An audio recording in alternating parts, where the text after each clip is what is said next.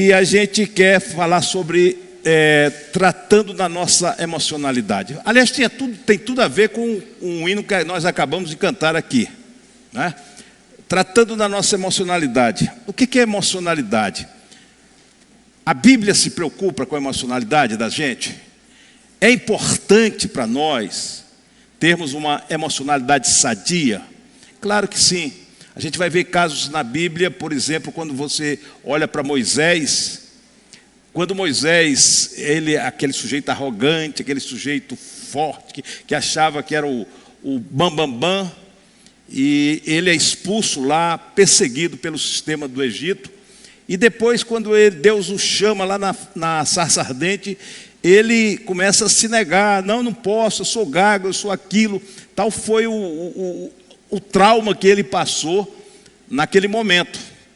E assim, às vezes a nossa emocionalidade para uma experiência que a gente teve, às vezes na igreja, às vezes com o pai, com o pastor, dentro da igreja. Às vezes essa emocionalidade fica adoecida e a gente generaliza. Aí tem gente assim, eu não gosto de pastor de jeito nenhum, né? Generaliza todo. Teve uma experiência lá não sei aonde.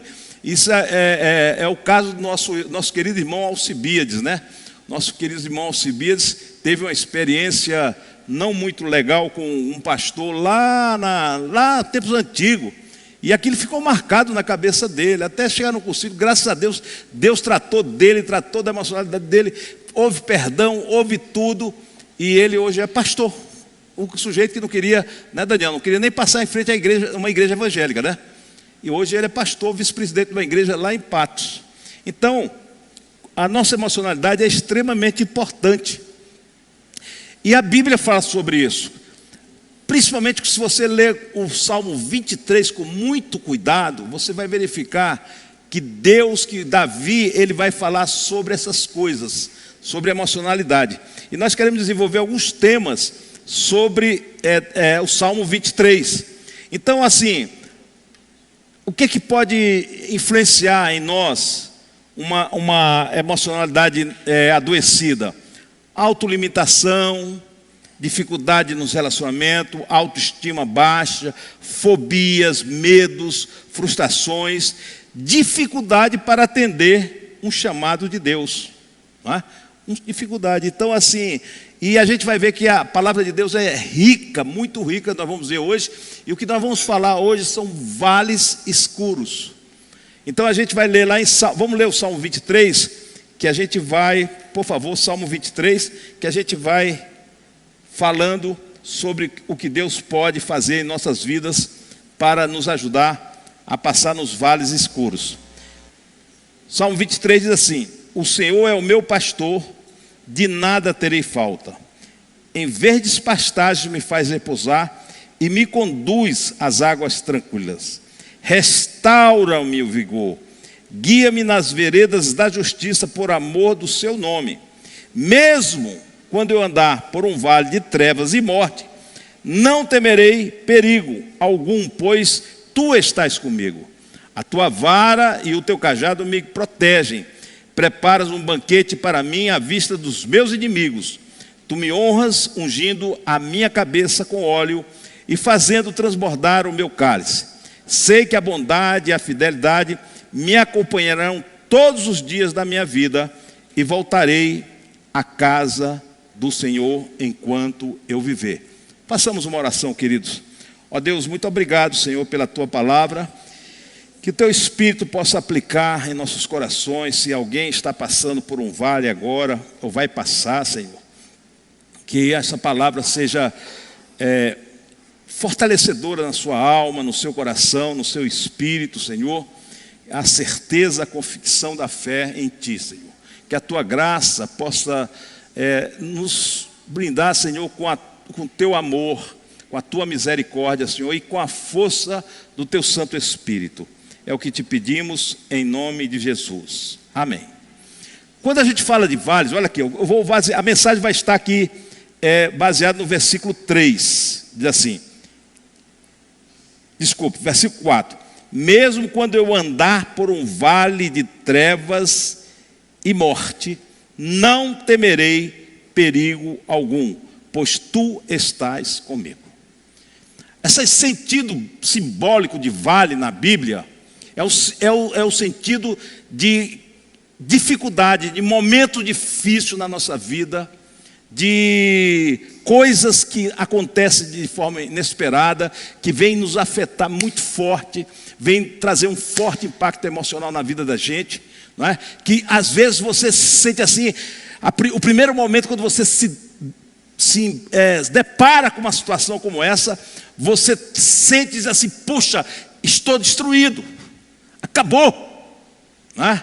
E o salmista está falando isso exatamente, que nós passamos por vales. A gente vai encontrar, por exemplo, o vale da calamidade. Lá na Bíblia, está lá escrito lá em Josué. O vale da calamidade é o vale onde Acã foi apedrejado pelo pecado que ele cometeu. É o vale da calamidade. É conhecido também como vale Acor, é o vale da desgraça. Quantas vezes a gente passa assim num vale desse, minha vida está desgraçada. Seja do ponto de vista econômico, um casamento que se acabou, que você investiu tantas coisas que a gente, esses intempéries da vida que vão e batem na porta da gente, e aí é o vale da desgraça mesmo dentro da gente. Às vezes é alguém que a gente perde, não é? Aí vem o vale vale das lágrimas, Salmo 84, Davi, é o próprio Davi que escreve e fala o vale de Baca, que é o vale das lágrimas, não é? Vale das lágrimas é os vales onde a gente pode perder um ente querido, pode ter um prognóstico terrível, um diagnóstico pessoal ou para um ente querido da nossa família. E, às vezes a vida está tão, assim a gente diz na marinha, está mar de almirantes. Eu não sei, mas eu já estive no meio do mar, lá no meio do Oceano Atlântico, e você olhava aquele mar, aquela calmaria, você via aquele mar espelhado, não tinha um movimento de água, o navio passava ali, a única coisa que fazia marolas, que a gente chama, quando o navio vai passando, chama aquela marola, aquela águazinha que sai correndo assim do lado, fazendo aquela marolazinha, aquele negócio assim, o mar tranquilo. Mas também já passei, por exemplo, quando eu saí da Ilha das Bermudas para atravessar até a Ilha das Madeiras, a Ilha das Bermudas aqui perto dos Estados Unidos, até a Ilha da Madeira, que é portuguesa, nós pegamos uma tempestade que aquele mar não parecia aquele primeiro mar. Então isso retrata muito bem a nossa vida. Retrata a nossa vida. Muitas vezes nós estamos no controle de todas as coisas, tudo está perfeito, não é? Mas aí a gente é surpreendido na vida por alguma coisa. E esses são os mares, é o mar das lágrimas. E Oséias vai falar sobre o vale da aflição, não é? E Davi fala aqui, no versículo 4, um vale de trevas e morte. Por que Davi está falando do vale de trevas e morte? Lembre-se que ele está usando a figura do pastor, não é isso? Como é que começa o salmo? O Senhor é o meu pastor, de nada terei falta. Davi tinha capacidade para fazer essa simbologia, claro. Ele foi pastor durante muito tempo, pastor das ovelhas do seu pai. Então essa experiência faz com que ele escreva este salmo. E ele sabe o que está falando quando ele diz assim: mesmo quando eu andar por um vale de trevas e morte. Por que ele fala isso? Porque a geografia de Israel é uma geografia muito disforme. Você tem elevações altas e você tem depressões lá embaixo. E sabe que você tem, por exemplo, um monte lá que tem 2.800 metros, e tem uma bacia do Mar Morto que é menos 400 metros. Olha a diferença. A gente não sabe o que é vale aqui no Planalto Central. A gente olha aqui para Brasília, você olha, se você subir em qualquer lugar aqui, você vai ver lá a torre, pronto, no parque. De vez em quando eu estou andando no parque aqui, eu vejo aquela torre digital, né? A torre digital lá perto de Sobradinho. Aí você olha daqui do parque, você vê, não tem vales. É maravilhoso andar em Brasília, tá?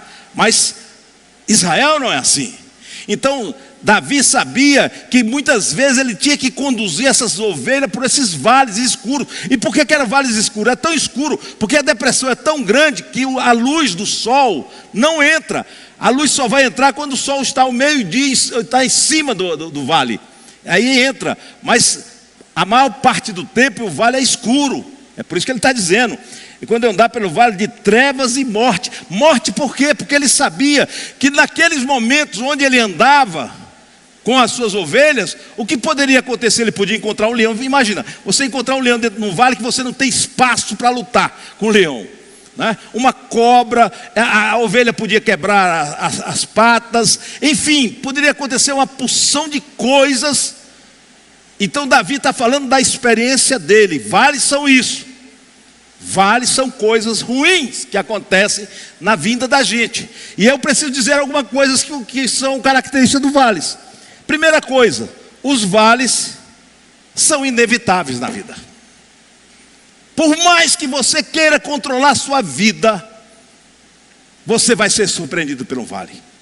Às vezes é um casamento que se desmancha, um filho que anda por um caminho lá, e um divórcio dentro da família, ou tantas coisas que vão caracterizando vales na nossa vida. Então são inevitáveis.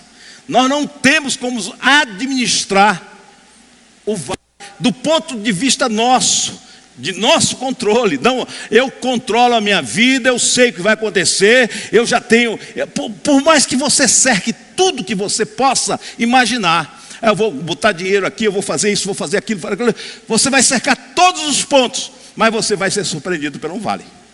Não tenha dúvida, você vai ser surpreendido pelo vale. Então são inevitáveis na nossa vida, são imprevisíveis. Os vales são imprevisíveis, é como eu falei aqui, você vai navegando no mar de almirante, controle de tudo, financeiro bom, espiritual bom, igreja bombando, família excepcional, domingo todo mundo lá, alegria, quando menos espera,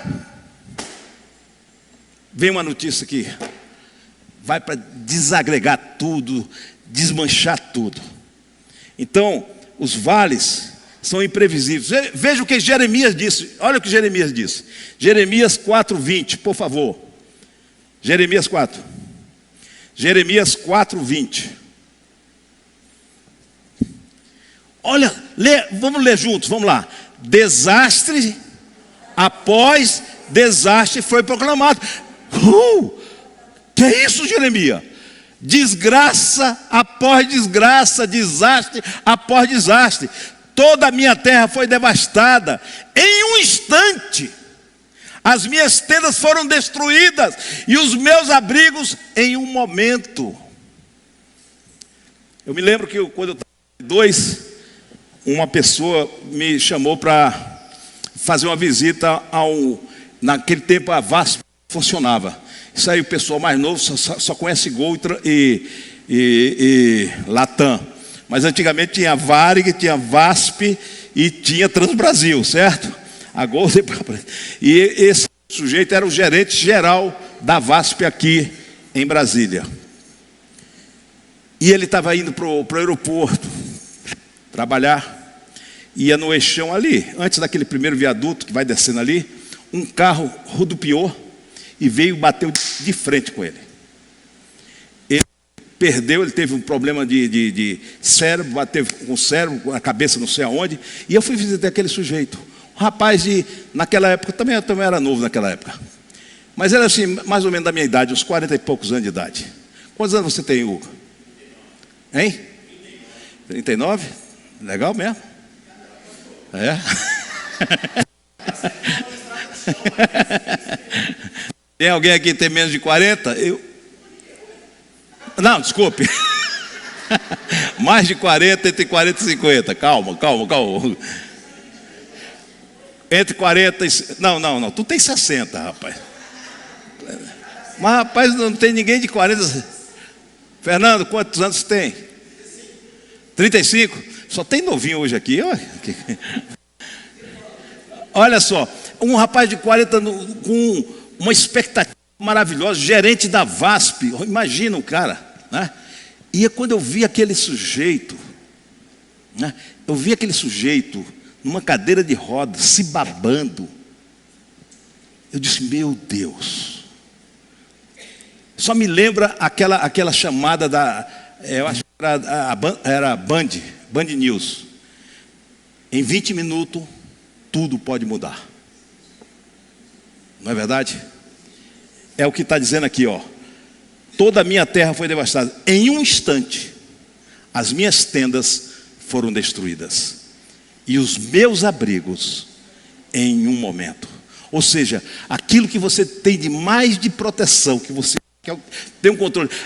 A sua tenda e a minha tenda é onde a gente tem maior número de controle, sim ou não? É, a nossa casa é onde a gente tem o controle das coisas. A nossa tenda, o nosso refúgio. É isso que, de forma figurada, o profeta está dizendo assim: em um instante minhas tendas, ou seja, aquilo que era mais, que eu tinha mais seguro na minha vida, naquilo que eu tinha que mais controle na minha vida, aquilo ali foi destruído em um instante. O meu refúgio, meu abrigo, num momento.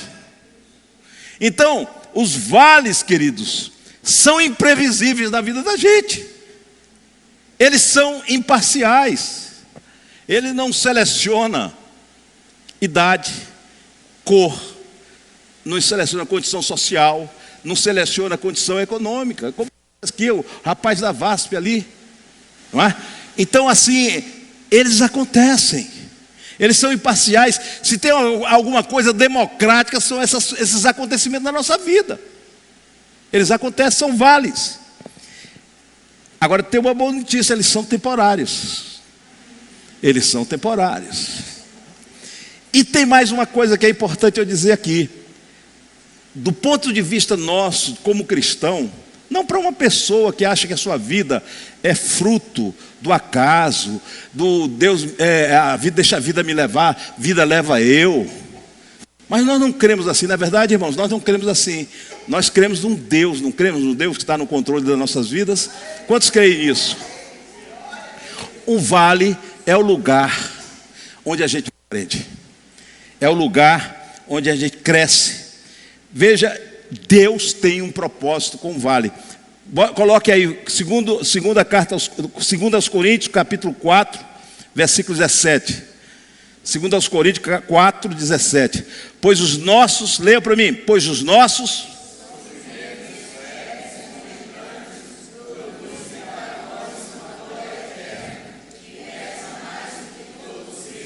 Se você olhar para a vida de Paulo, você vai olhar e dizer assim: esse sujeito gosta de vale. Porque é brincadeira, se você for ver o histórico de Paulo, por amor de Deus, açoitado, perseguido, não reconhecido, naufrágios, roubado, tantas coisas. Assim, esse homem, eu acho que ele não tem um pedigree muito bom, não é? Mas Paulo diz assim: pois os nossos sofrimentos leves e momentâneos. Eu não sei qual é o sofrimento que você está passando aí, porque a gente vai se treinando também no sofrimento. Isso é bom, irmãos. Isso é bom. Já pensou se toda a carga emocional da sua vida tivesse presente o tempo todo na sua vida? Você já tinha sucumbido. Mas Deus vai trabalhando em nossa vida e nós vamos suplantamos, e cada vez que nós vencemos o vale, nós saímos mais fortes. Nós saímos mais fortes com Deus. Primeira carta de Pedro, capítulo 1, 5 a 7. Olha o que Pedro diz. Pedro está escrevendo para uma igreja que está sendo perseguida, que mediante a fé são protegidos pelo poder de Deus até chegar à salvação que está prestes a ser revelada no último dia. Pedro está escrevendo para a igreja dizendo assim: olha, vocês estão sofrendo, eu sei que vocês estão sendo perseguidos, a ansiedade está tomando conta do coração de vocês, eu sei, vocês estão vivendo um vale, eu sei que vocês estão vivendo um vale, mas deixa eu lhe dizer uma coisa: vai chegar uma salvação que está prestes a ser revelada no último tempo. Portanto, vamos lá, nisso vocês exultarão em quê? Nessa chegada dessa salvação. Mas ele diz assim: ainda que agora, nesse momento, por um pouco de tempo, devam ser entristecidos por todo tipo de provação. Então essa mensagem de poder, que você não vai sofrer, que você não vai ter momentos difíceis. Isso é uma loucura para nós, irmãos. Nós precisamos ser realistas. Eu não gosto de sofrimento, nem estou fazendo apologia a sofrimento, nem a vale. De vez em quando eu olho assim, Deus, o vale aqui tá bom, eu estou numa planície agora, que beleza. Ou estou subindo aqui também, opa, beleza. Mas vale o tempo todo a gente tem. Porque isso Deus trabalha no nosso coração. Não é? É através desses momentos que Deus vai moldando a nossa fé. Versículo 6. Vamos lá. O que devo fazer quando entrar no vale? Alguém está passando algum vale aqui? Qual é o seu vale, irmã Madalena? Se quiser falar.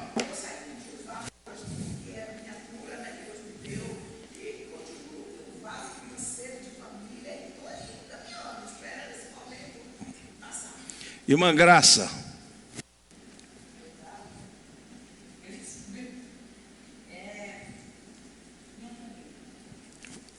Alguém mais está passando em vale aí?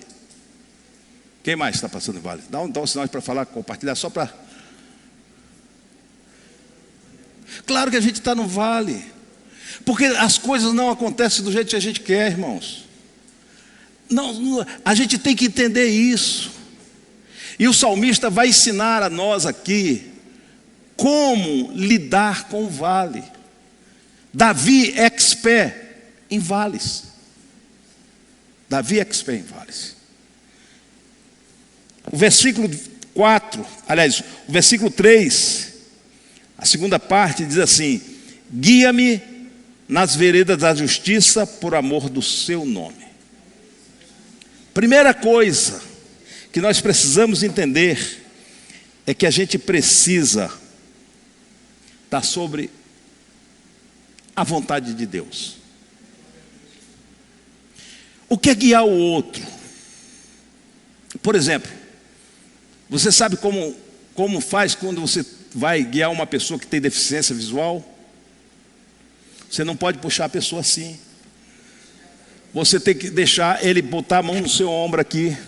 E essa pessoa aqui vai levando aquela pessoa assim, ó. Tá, vamos dizer que aqui eu seja o deficiente. Eu tenho que botar a minha mão no ombro e ele vai me levando aqui. Mas eu vou cego, eu não sei. Eu estou confiando em quem? Eu estou confiando em quem, irmãos? No meu guia, naquele que está me guiando, aquele que está me orientando, está me levando. O que Davi está dizendo assim: este Deus é um Deus que me guia pelos caminhos certos. É pelos caminhos certos. E Ele o faz não pela minha religiosidade, não pelo que eu faço, porque eu desenvolvo dentro da igreja o que eu sou, o que eu acho que eu sou. Mas Ele faz isso por amor ao seu nome. Unicamente por amor Jesus nos guia. Porque Ele é o bom pastor da nossa vida, irmão. Então a primeira coisa é relaxa. Já pensou se uma pessoa que está sendo orientada, está sendo guiada pelo deficiente, começar aqui, não, olha, não vai sair os dois, ninguém vai sair do lugar. O que ele tem que fazer? Relaxar. Então quando estiver no vale, saiba que é Deus que te guia. É o bom pastor que vai te guiar. Relaxa. Sabe quando você relaxa, né, diante da situação, a sua emocionalidade cria força. Agora, quanto mais você se rebate, você já viu siri em lata de querosene? Alguém já pescou siri em lata de querosene? Não? Lata de querosene é aquela lata. Esse pessoal novo não sabe nem o que é isso. Sabe nem o que é siri, quer ver? Não sabe. A gente ia pescar siri no mar, assim na água pequena, né? E aí à noite a gente ia com um ferrinho e um lampião, porque encandeava ele ou e puxava. E botava dentro da lata. Mas ele rebate. Ele bate na lata. É o tempo. Tem crente que é assim o tempo todo, irmãos. Está no vale, está se rebatando, gastando energia à toa. olhando para Jesus, autor e consumador da nossa fé. Lançai sobre ele toda a vossa ansiedade, porque ele tem cuidado de vós. Aleluia. É isso. Relaxa no Senhor, fica tranquilo. Eu fui visitar uma das pessoas que mais me tocou. Eu fui visitar o esposo da Zeli, o César. E ele teve um câncer de pâncreas, né? Violento. E eu pensei que ele estivesse aflito. E ele disse: pastor, eu estou tranquilo. Eu sei para onde eu vou. Eu sei. Sabe, é nessa troca que você vai se acalma o seu coração. Não adianta, quanto mais nervoso, quanto mais depressivo você ficar. E aí vem a segunda coisa, porque o salmista diz assim: mesmo quando eu andar, significa que eu vou enfrentar o vale, mas no vale eu não posso parar. A dinâmica do vale é andar.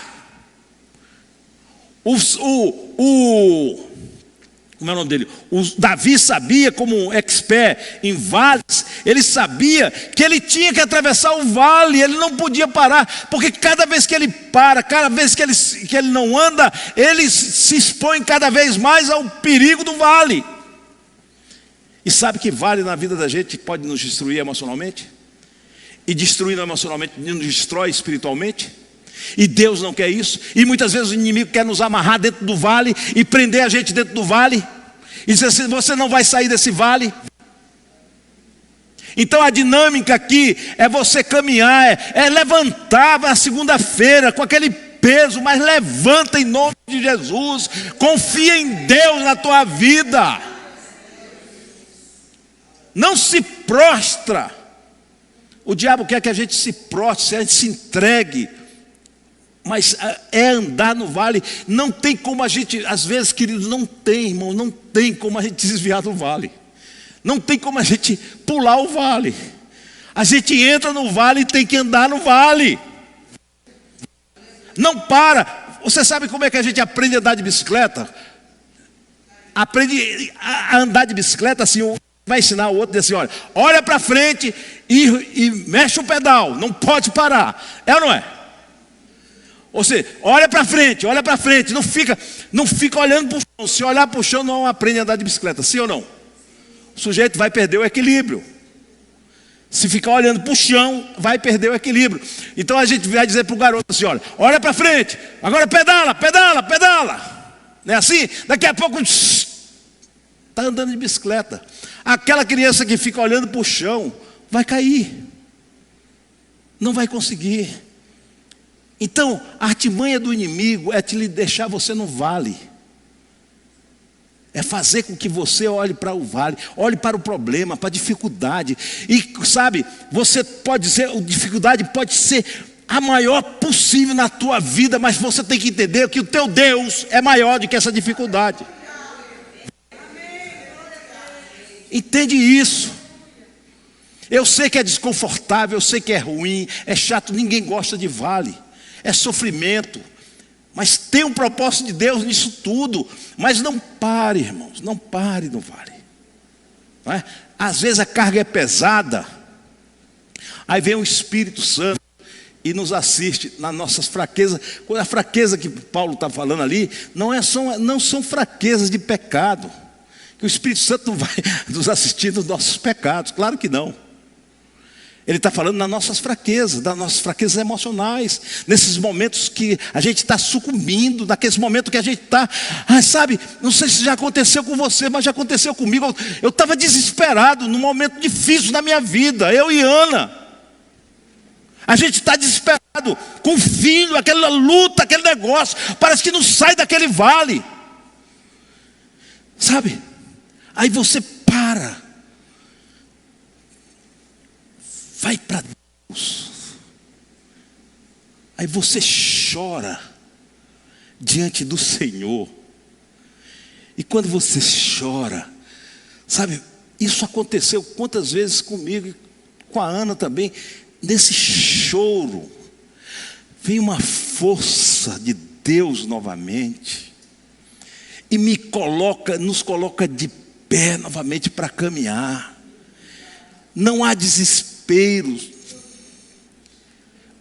Me dá aquele versículo, ajuda aqui, Isaías. É 2 Coríntios capítulo 4. 2 Coríntios capítulo 4, se não me engano. Em tudo eu sou perseguido, mas não destruído. Por favor, é 2 Coríntios capítulo 4. É aqui, ó. 7. Bote aí, por favor. Temos, porém, esse tesouro em vasos de barro para mostrar que o poder que a tudo excede provém de quem, irmãos?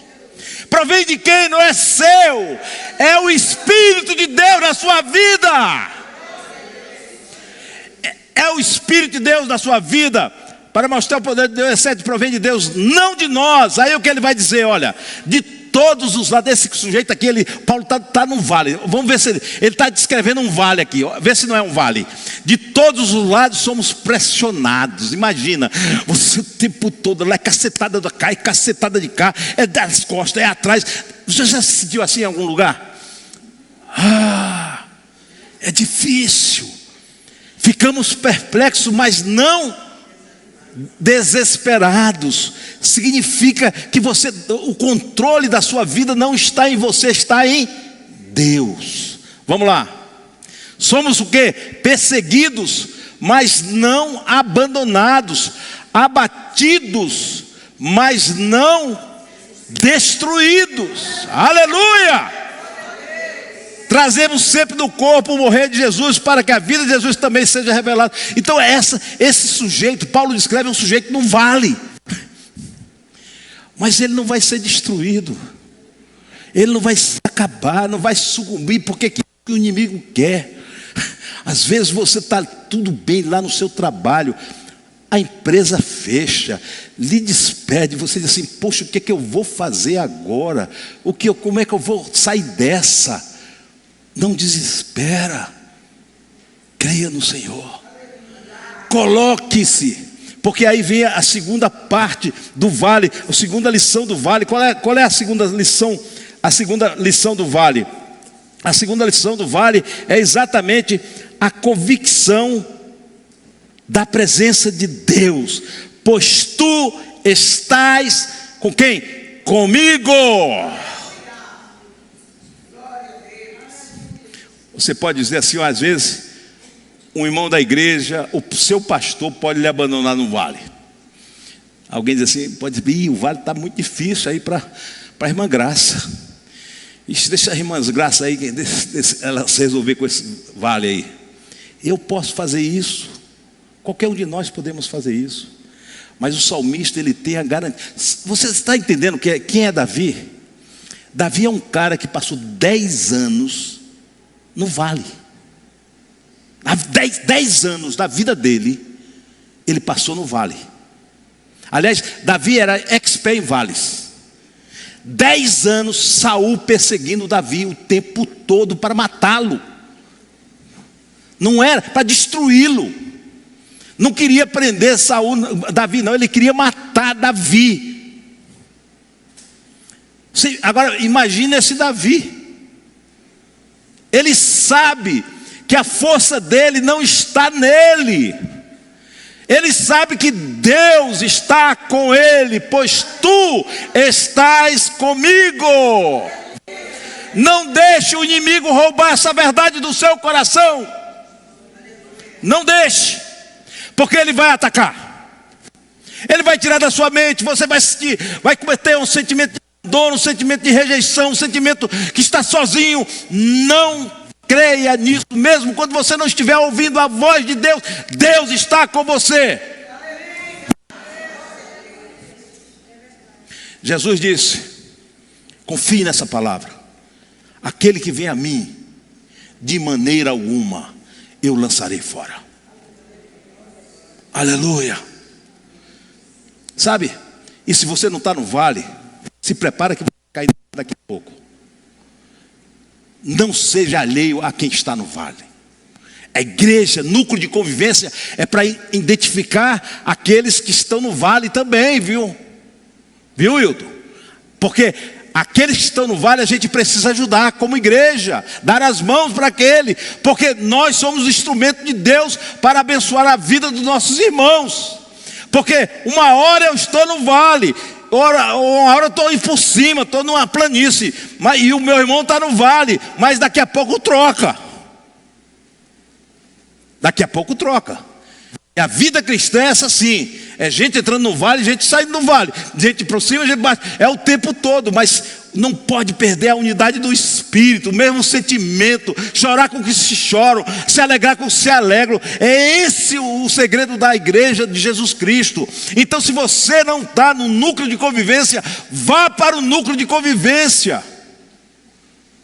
Porque você vai sentir falta do núcleo de convivência, sabe quando? Não quando você está na bonança da sua vida, não quando você está nessa planície maravilhosa, mas no momento que você entrar para o vale e se sentir só, você vai precisar da bênção de alguém com você, de orar com você, de chorar com você, de estar junto ali de você, lhe dando força, porque Deus usa o seu servo para abençoar. Não faça produção independente. Nós dependemos, isso é arrogância.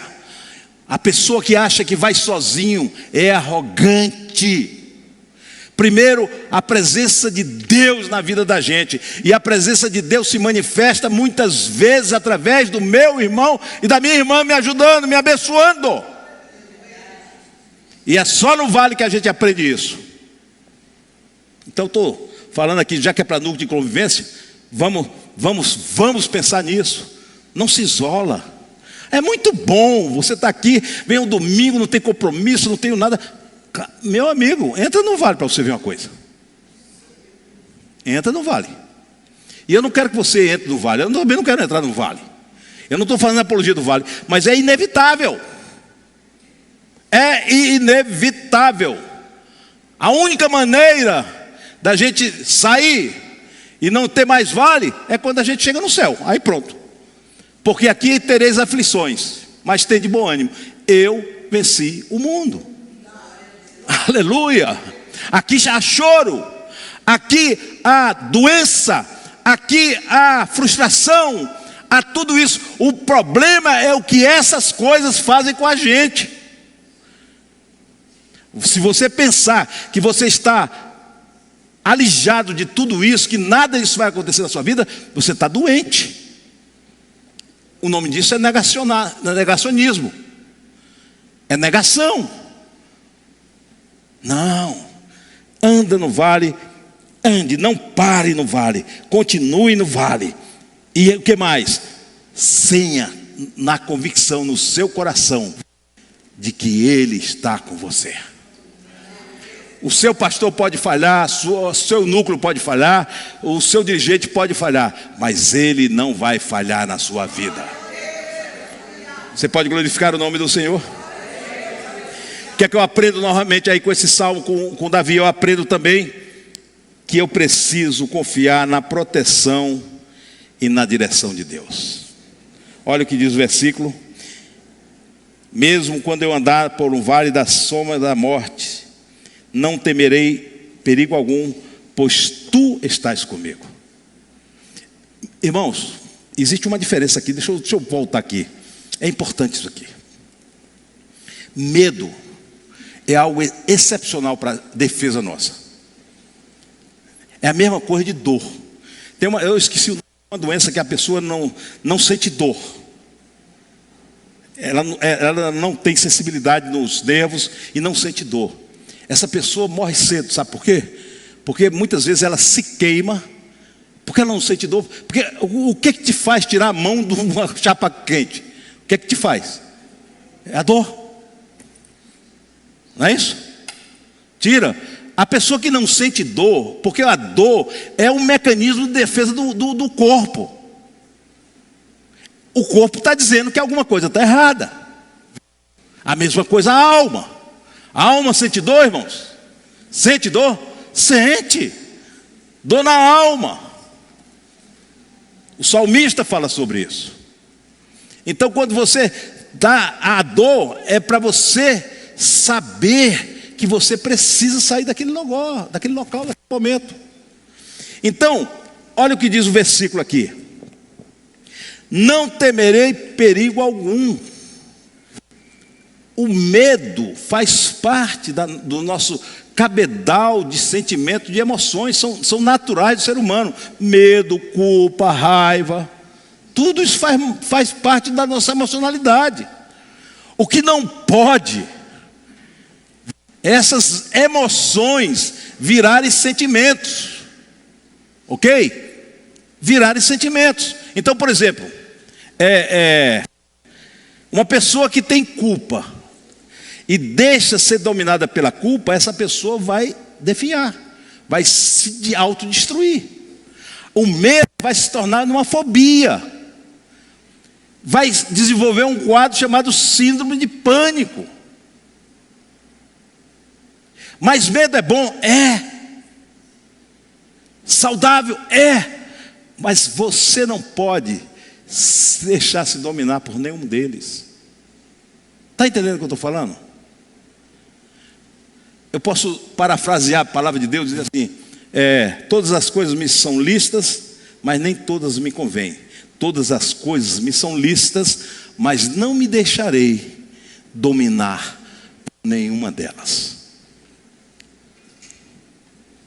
O medo, a raiva, pode se transformar num sentimento maligno dentro do seu coração, numa raiz de amargura, pode lhe autodestruir. Então, quando o salmista diz assim: eu não tenho medo, ele está nesse sentido, eu não temerei o perigo, significa assim, o meu locus de controle é aquilo que você coloca a sua cabeça ali, o seu pensamento, que vai lhe locus, quer dizer, o local que lhe controla.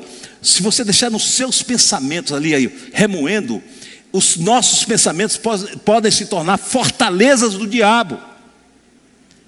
E aí o que acontece? Você vai se autodestruir.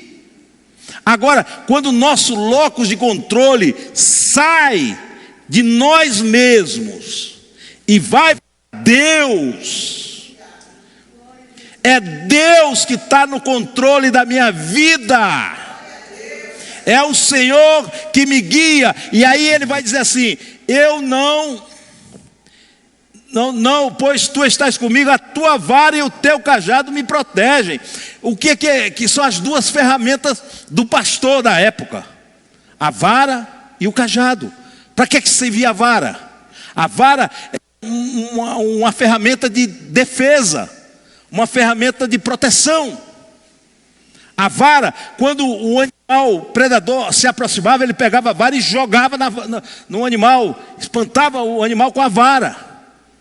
É Deus que nos protege, irmãos. É por isso que Tiago vai dizer assim: sujeitai-vos a Deus, resisti ao diabo e ele fugirá de vós. Amém? Mas precisa se sujeitar ao bom pastor que é Jesus Cristo. Quanto mais eu me sujeito a Jesus, mais esta vara me protege. Sabe que o diabo está ao nosso derredor como um leão, querendo nos tragar, e a gente não pode brincar com ele.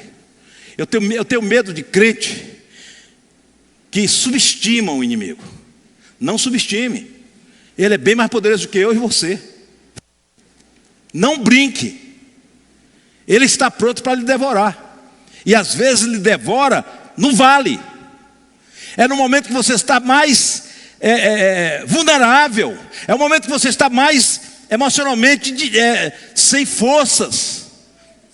Eu me lembro que minha irmã, que eu fui visitar agora sexta-feira, a Cacá, ela teve uma perfuração do intestino. Isso lá uns 20 anos atrás, né? Mais ou menos isso. E foi para o hospital de base. Ela morava no Tocantins, Porto Nacional, e veio para o hospital de base. E como médica, o cirurgião, que era o Babilaca, hospital de base, abria ela e tirava tudo para fora, porque vazou para todos os órgãos por fora, todo aquele líquido que contaminou tudo. Então o médico disse assim: olha, só tem 10% de chance de vida. O cirurgião falou para mim. Eu disse: meu Deus trabalha com 1%. Eu falei para ele: meu Deus trabalha com 1%. 10% eu acho que dá para ele trabalhar também. E o médico ficou olhando assim para mim com aquela cara de dizer assim: não estou acreditando nisso.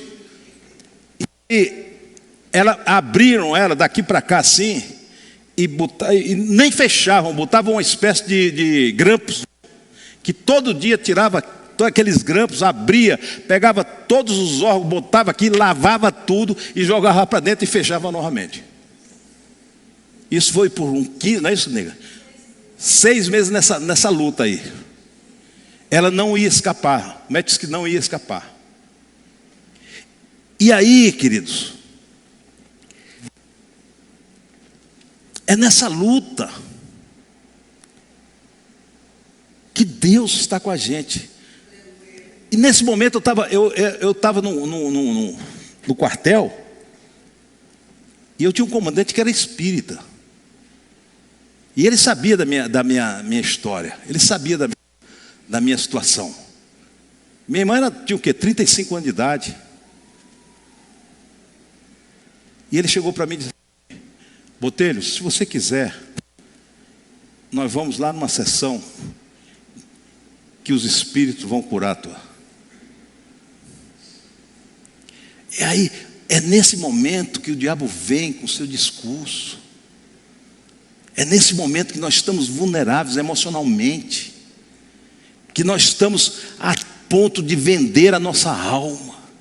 E quanto mais o ente querido, mais esse ente for querido nosso, mais próximo, mais a gente é tentado em negociar essas coisas.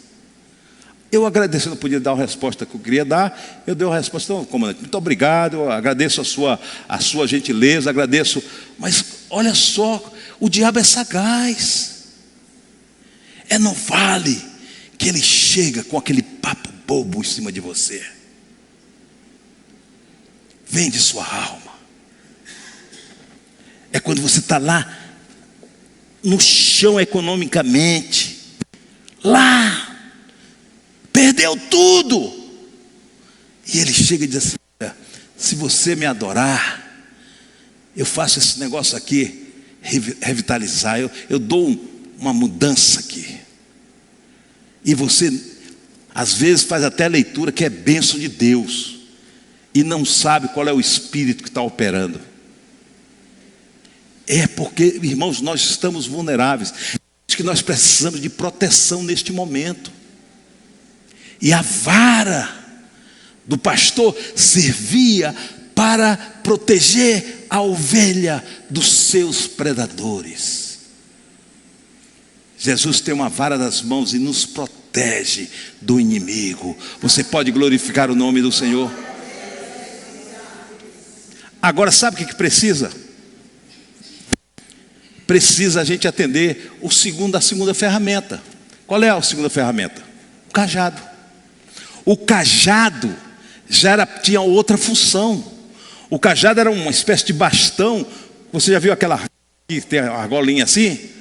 E naquele momento, aquele cajado servia para o pastor, com aquela argolazinha, puxar a ovelha para cá, e trazer para cá e fazer aqui, direcionar a ovelha. Olha o que Davi está dizendo: o Senhor pôs o seu cajado, né? Vou ler o texto aqui: a tua vara e o teu cajado me protegem. Agora, se você é uma ovelha rebelde, você não vai querer aceitar, porque às vezes quando tem uma ovelhinha rebelde, não, eu quero pular de lá, e vai se arrebentar toda. Então, quando Deus estiver te direcionando, seja maleável, receba aquilo que Deus está colocando, mesmo que seja desconfortável, mesmo que não seja segundo a tua vontade, mesmo que não seja segundo os teus pensamentos, mas é o melhor caminho quando nós estamos debaixo do cajado e da vara do Senhor, porque nós estamos protegidos, guardados por Ele. Você pode glorificar o nome do Senhor? Então no vale, o que nós precisamos, irmãos, é a orientação do pastor. E quem é esse pastor? Jesus Cristo. E ele tem nas mãos o quê? A vara para nos proteger e o cajado para nos guiar. Você pode glorificar o nome do Senhor? Aleluia! Então eu não sei quando você vai passar no vale, se você está passando no vale, mas você aprendeu nesta noite aqui, e vai aprender nos núcleos, aprofundar. Você precisa, em primeiro lugar, você precisa não parar no vale. Não pare. Atravesse o vale. Não existe mágica para o vale, irmãos. Não existe. O diabo pode dizer assim: olha, eu vou te libertar disso aqui, vai ser. Você vai passar pelo vale? Passe. Porque você sabe que está aprendendo alguma coisa do Senhor. Deus vai lhe ensinar. Segunda, tenha sempre a convicção de que Ele está contigo. E terceiro, Ele tem a vara e o cajado para te proteger. Você pode glorificar o nome do Senhor? Vamos ficar de pé. Vamos cantar.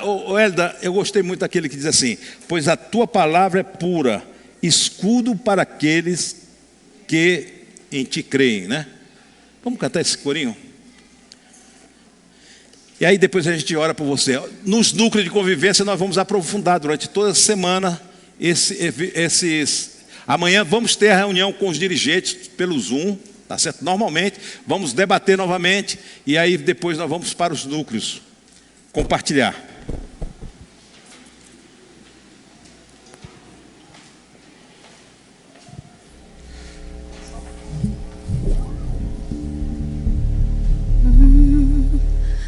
Não há ferrolhos,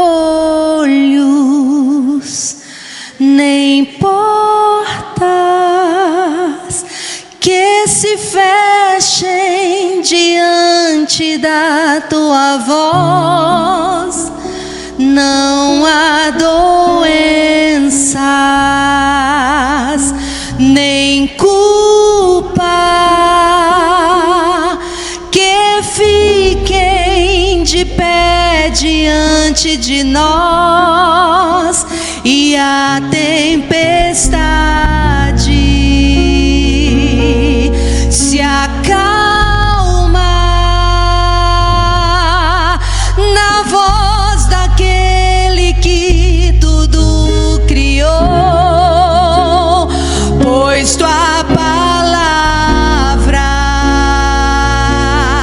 é cura, escudo para os que nele crê. Não há ferrolhos, nem portas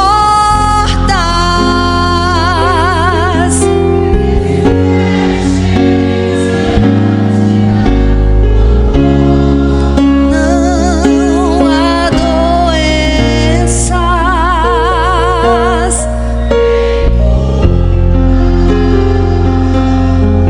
que fiquem de pé diante de nós, e a tempestade se acalma na voz daquele que tudo criou, pois tua palavra é pura, escudo para os que nele crê. Aleluia. Aleluia. O salmista Davi começa o salmo dizendo que o Senhor é o meu pastor. Sabe, Jesus é o pastor da igreja, mas Ele é pastor de cada um de nós. E é neste momento que a gente precisa falar com Ele. Não sei como é que está. Olha só, às vezes o vale não é somente. Às vezes tem pessoas, como a irmã Madalena está colocando aqui, a doença que ela está enfrentando, é o vale. Estava. Amém, já passou o vale.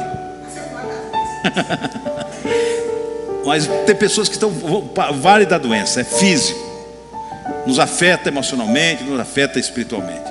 Às vezes o vale é no lado das nossas emoções, uma depressão, uma ansiedade, uma frustração, uma fobia, aquela vontade aquela agonia no coração, aquela inquietude da alma. São vales. Mas também existem vales espirituais. E o vale espiritual é o pior que tem, que é o vale do pecado. É o vale de Acor, lá de Acã.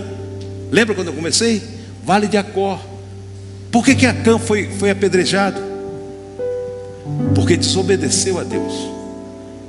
E a maior desgraça, o maior vale na minha vida e na sua vida é o vale do pecado.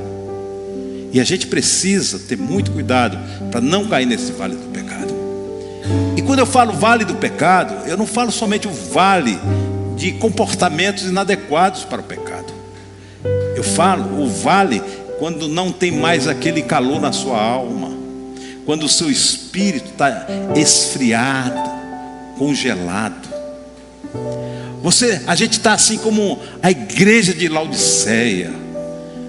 A gente não sabe nem o que é, se está quente ou está frio. Sabe? Essa é o estado mais perigoso do espírito da alma. É quando a gente está nesse, entendeu? Anestesiado. Paulo fala assim, com a consciência cauterizada. O que é cauterizar? Não sei se você sabe o que é cauterizar. Cauterizar, isso a gente aprende muito com o dentista. Quando começa a sangrar com o negócio, ele vai lá e cauteriza, vai lá e queima um pouquinho e cauteriza ali, fica insensível. Se você está assim, é hora de sair desse vale, porque esse vale é perigoso, é muito perigoso. Porque esse vale não vai ser só uma questão aqui, porque qualquer outro vale, irmãos, vamos ser realistas. Um vale que eu passar aqui, por exemplo, eu estou aqui muito bem, né? Eu estou aqui muito bem, aí sou diagnosticado com uma doença que eu sei que vou, como o tio César estava ali, muito bem, correndo no parque ali comigo. Ali a gente se encontrava no parque, e do nada, não foi isso, Leslie? Do nada. Entendeu? Aí é um vale, mas esse vale não tira. Esse vale aí não tira a salvação. Mas o vale do pecado arrebenta a gente espiritualmente, porque pode ser que você não tenha doença física nenhuma, você não tenha nada emocionalmente, mas o vale do pecado vai lhe impedir de entrar na graça de Deus. Desculpe falar assim, mas a Bíblia diz: o salário do pecado é a morte. Então eu queria primeiro orar. Se alguém está dessa forma, que ore agora. Como é que eu posso sair desse vale do pecado? É fácil, esse é o mais fácil que temos. Sabe como é que é? Tem o sangue de Jesus Cristo. O sangue de Jesus nos purifica de todo o pecado. O vale emocional é mais difícil, porque aí essa técnica aqui, a terapia que a palavra de Deus nos deu aqui hoje à noite, eu tenho que acompanhar, eu tenho que trabalhar. Mas o vale do pecado, ele já tem como sair, tá? Já tem como sair. É só clamar pelo sangue de Jesus, arrepender dos vossos, confessar os vossos pecados, porque Ele é fiel e justo para perdoar todos os nossos pecados e nossas injustiças. E eu não estou falando de pessoas não crentes, eu estou falando de crentes que estão calejados pelo pecado, que estão anestesiados, que estão cauterizados pelo pecado. Vamos fazer uma oração nesse sentido. Cada um se apresente ao Senhor como sacrifício vivo, santo e agradável neste momento. E depois eu vou fazer uma segunda oração para aqueles que estão lutando no vale da emocionalidade, pelos esses vales que acontecem. Nós vamos falar de alguns vales no próximo domingo. Nós vamos falar do vale da inquietude da alma. Nós vamos falar do medo do futuro, tá certo? Nós vamos falar do vale da ansiedade, o vale da amargura. Nós vamos falar de outros vales e vamos mostrar na palavra de Deus como nós podemos suplantar esses vales. Eu sei que muitas vezes até uma ajuda profissional é importante, mas mais do que isso, a gente precisa ter uma luz de Deus no nosso coração. A gente precisa ter claridade na alma, irmãos. lâmpada para os meus pés e luz é a tua palavra. Amém, queridos? Senhor, nos colocamos diante de Ti, diante desses vales, vale do pecado, Senhor. Se há algum pecado em nossas vidas, Senhor, que nos estamos acostumando, que estamos, Senhor, sendo cauterizados, estamos nos tornando insensíveis, Senhor. Nem somos frios, nem somos quentes, Senhor, somos mornos. Ó Deus, que Tu possa nos perdoar deste pecado, Tu possa nos limpar o coração, Tu possa, Senhor, limpar a nossa alma, o nosso espírito, trazer vida para o nosso espírito, Senhor. Que a Tua graça, Senhor, inunde a nosso coração dessa forma. Ó Deus, que a gente volte a ter a alegria do Teu Santo Espírito em nossas vidas. Não retira o Teu Espírito de nós, Senhor. Fica com cada um, abençoa as nossas vidas, em nome de Jesus.